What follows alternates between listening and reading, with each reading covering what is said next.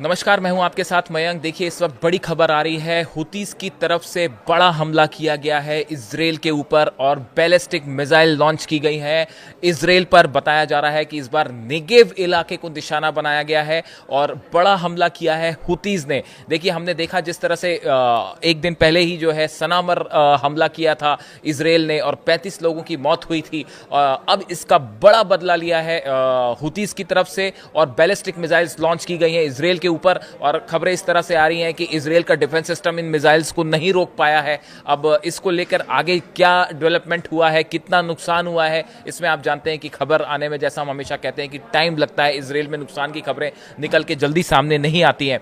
लेकिन फिलहाल जो खबर आई है वो ये कि बैलिस्टिक मिसाइल से हमला किया है। हमने देखा कि पीछे क्लस्टर बॉम्ब्स भी थे मिसाइल्स में, जो कि हुतीस की तरफ से दागी गई थी। खासकर पैलेस्टाइन 2 मिसाइल थी और जुल्फिकार, ये दो वो मिसाइल्स जो लगातार यमन की तरफ से, हुतीस की तरफ से फायर की जाती है इजराइल के ऊपर। और एक बार फिर इसी तरह से एक बैलिस्टिक मिसाइल फायर की गई है। इससे कितना नुकसान होगा ये हम आपको बताएंगे। इसके साथ ही देखिए, अभी जो यमन में हमला हुआ था सना में और अल-जाफ इलाके में, जिसमें 35 लोगों की मौत हुई। इस हमले के दौरान एक गौर करने वाली बात यह थी कि जो याह्या सारी हैं, प्रवक्ता हैं हुतीस के, इनके ऑफिस को भी टारगेट किया गया था और बताया जाता है कि निशाने पर याह्या सारी खुद थे।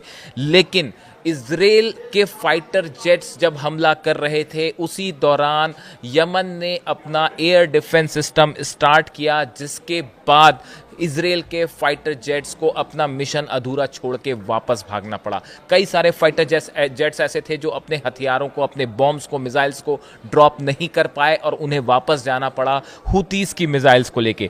देखिए, जो याह्या सारी हैं, स्पोक्स पर्सन है, इनकी तरफ से बयान आया है, our air defence system we are able to launch a number of surface to air missiles while confronting the Zionist aggression against our country. इनकी तरफ से यह कहा गया है, हुती मिलिट्री स्पोक्स पर्सन है याह्या सारी, उन्होंने कहा है that the group used surface to air missile against the Israeli incursion, saying that some Israeli planes were turned back before they were able to discharge their weapons। इसके पहले कि Israel के fighter jets अपने weapons को drop करते, Houthis की तरफ से surface to air missiles launch की गई, जिसकी वजह से इजराइल के फाइटर जेट्स को वापस जाना पड़ा। देखिए, हमने देखा पिछले कुछ दिनों में जिस तरह से जो मिसाइल्स फायर किए हैं हुतीस की तरफ से, जो long range ballistic missile, 2000 kilometre का डिफरेंस है यमन से लेके इजराइल के बीच में, लेकिन उसके बाद भी इतने बड़े ट्रैवल और डिस्टेंस को ट्रैवल करके हुतीस की मिसाइल अगर इजराइल में अंदर आ रही हैं, क्लस्टर बॉम्ब्स उसके ऊपर लगे हुए हैं, इन हालात में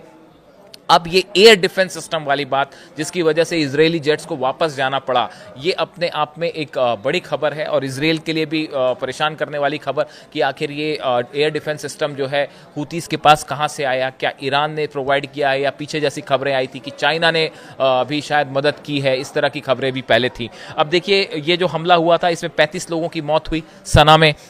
उसके बाद अब ये लेटेस्ट हमला हुआ है, जो कि अब से चंद घंटों पहले है, लेटेस्ट हमला है। कई बार मेरे दर्शक पूछते हैं कि आप जब नए हमले की बात कर रहे हैं, ये कब का हमला है? ये आज हमला हुआ है, थोड़ी देर पहले ये हमला हुआ है, चंद घंटे पहले। और जो कल हमला हुआ था इजराइल की तरफ से, उसका बदला लिया गया है। देखिए, ये बात हुई यमन की। इसके अलावा हमने देखा कि लेबनान में भी, उत्तर पूर्वी लेबनान इलाके में भी हिजबुल्लाह को टारगेट किया इजराइल ने, और ये वो इलाका है जहां पहली बार इजराइल की तरफ से हमले हुए हैं। यानी आप देखिए, पहले कतर पे हमला हुआ, फिर सना में, लेबनान में, गजा में ऑपरेशन जारी है। एक प्रकार से इजराइल जो है वो एक साथ 4-5 देशों में अपना ऑपरेशन कर रहा है, जो बैकफायर भी कर सकता है। कई एक्सपर्ट्स का कहना ऐसा है कि इजराइल के खिलाफ एक साथ अगर हिजबुल्लाह, हुती या फिर ईरान की तरफ से अगर कोई हमले होते हैं, तो इजराइल के लिए इनसे निपटना भारी पड़ सकता है। गजा में, सिटी में काफ़ी सारे इजरायली फोर्सेस जो है एंटर करने के लिए तैयार हैं। क्या एक ऑल आउट ऑपरेशन करेगा गजा में इजराइल? अगर ऐसा होता है, उस सूरत में ईरान की तरफ से क्या रिस्पांस होगा, यमन की तरफ से क्या रिस्पांस होगा, ये बड़े देखने वाली बात है। आज ही अली खामेनी साहब का एक संदेश आया, जिसमें उन्होंने कहा है कि जिस तरह से कतर पर हमला हुआ, उसके बाद अरब देशों को अमेरिका पर विश्वास नहीं करना चाहिए और मिल के इजराइल का मुकाबला करना चाहिए। अरब देश काफ़ी सारे जो हैं, सऊदी ने आलोचना की जिस तरह से इजराइल ने हमले किए, कतर बेहद नाराज़ है। कई सारे अरब देश हैं जो अमेरिका को लेकर जो विश्वास था वो भी थोड़ा हिला है कि भाई आपने जानकारी होने के बाद भी क्यों नहीं दी।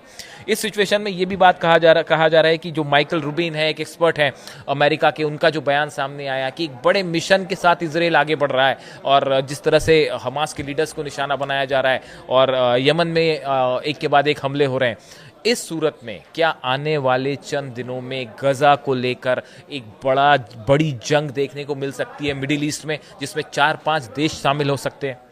ये बड़ा सवाल बार बार उठ रहा है क्योंकि गजा में अगले 2 से 3 दिन में कोई बड़ा फैसला गजा को लेकर हो सकता है और बड़ा ऑपरेशन हो सकता है। देखिए, यमन में हुतीस की तरफ से साफ कर दिया गया है कि इजराइल हमें निशाना बना रहा है क्योंकि हम गजा में फिलिस्तीनियों के साथ खड़े हुए हैं। हमें कोशिश की जा रही है रोकने की फिलिस्तीन के समर्थन के, लेकिन हुतीस की तरफ से बात कही गई है कि जब तक गजा में ऑपरेशन इजराइल का जारी रहेगा तब तक इजराइल पर हमले जारी रहेंगे। ये अनाउंसमेंट हुतीस की तरफ से कर दिया गया है और इन हालात में लेटेस्ट अटैक है जो नेगेव इलाके में है। नेगेव में एक बड़ा एयरबेस भी है, देखना होगा कि एयरबेस को टारगेट किया गया।